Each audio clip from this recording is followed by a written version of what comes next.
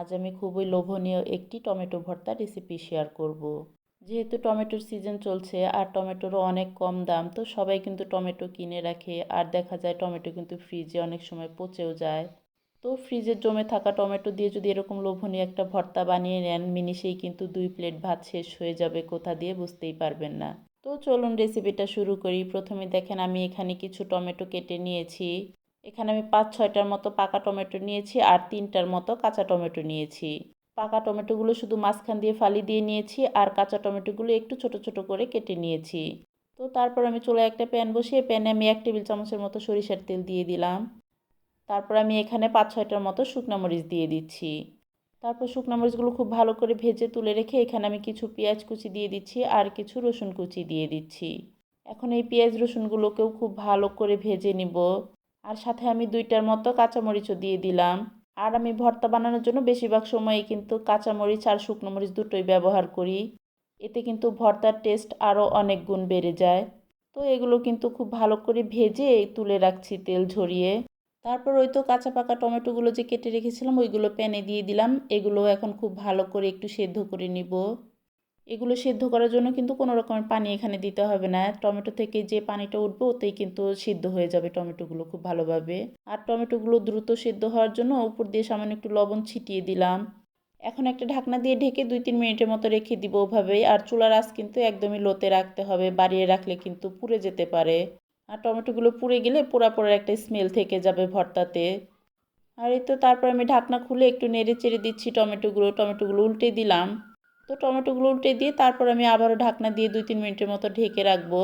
আর 2-3 minute পরে দেখো টমেটোগুলো কিন্তু প্রায় সেদ্ধই হয়ে গেছে। তো ওই যে উপরে যে খোসাটা থাকে পাকা টমেটোর, ওই খোসাটা কাঁটা চামচ দিয়ে আমি এভাবে তুলে ফেলে দিচ্ছি।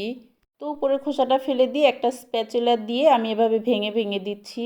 তো এভাবে একটু ভর্তা ভর্তা করে দিলে টমেটোর ভেতরে যে পানিটা থাকে সেই পানিটাও কিন্তু ভালোভাবে শুকিয়ে যাবে। আর এই তো দেখতেই পাচ্ছ টমেটোগুলো ভর্তা ভর্তা বানানোর পর কতটা পানি বের হয়েছে টমেটো থেকে। এই পানিটাও কিন্তু আমি ভালোভাবে টানিয়ে নিব রান্না করে করে। আর এই তো 5-6 মিনিট রান্না করার পর দেখো পানিটা কিন্তু খুব ভালোভাবে টেনে গেছে। এখন এটাকে নামিয়ে একটু ঠান্ডা করে নিব। আর এই তো টমেটোগুলো নামিয়ে রাখার পর টমেটোগুলো কিন্তু বেশ ঠান্ডা হয়ে গেছে। এখন আমি ভর্তাটা বানিয়ে নিব হাত দিয়ে। এর জন্য দেখো একটা প্লেটে আমি সব কিছু নিয়ে নিয়েছি। সাথে কিন্তু কিছু ধনিয়া পাতাও নিয়েছি। ধনিয়া পাতা দিলে কিন্তু ভর্তার টেস্ট আরও অনেক গুণ বেড়ে যায়। প্রথমে আমি শুকনা মরিচগুলোতে সামান্য পরিমাণ লবণ দিয়ে ভালোভাবে মরিচগুলো ভেঙে নিব। তো মরিচগুলো ভেঙে নিয়ে তারপর ওই যে পেঁয়াজ রসুনগুলো যে মাখিয়ে রেখেছিলাম ওগুলো খুব ভালো করে একটু মাখিয়ে নিচ্ছি হাত দিয়ে। তারপর আমি ধনিয়া পাতাগুলোকেও একসাথে মিশিয়ে নিচ্ছি। তারপরে এই তো টমেটোগুলোকেও খুব ভালো করে হাত দিয়ে মাখিয়ে নিচ্ছি।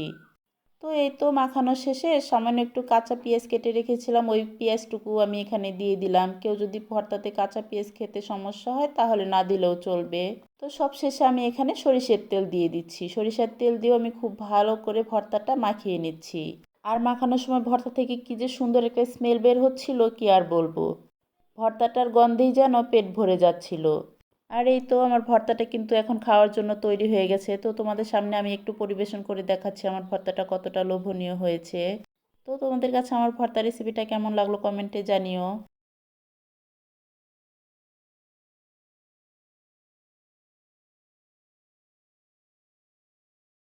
আর যদি ফেসবুক পেজ থেকে দেখো তাহলে একটা ফলো দিয়ে দিও। তো সবাই ভালো থেকো, আল্লাহ হাফেজ।